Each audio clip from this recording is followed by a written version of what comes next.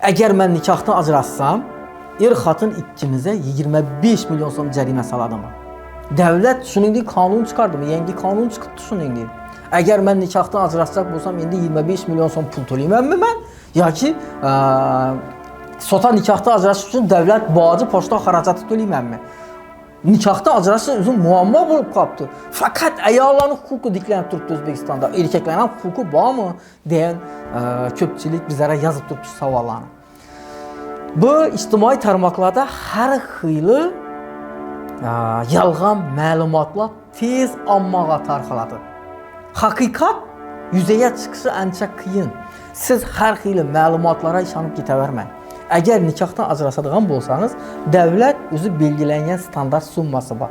Yəni nikahdan ajraşdı deyən guvahnama alışınız üçün dövlət bacı var.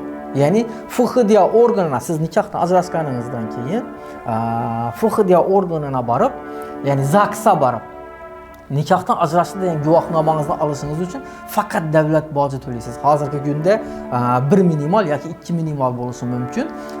Şu dövlət bacını töləyən halda bu hüccətini alasınız. Lakin cərimə salış deyən нәрsə yox Özbekistanda. Əgər nikahdan ajraşsanız cərimə deyən нәрsə bu yalğan məlumat.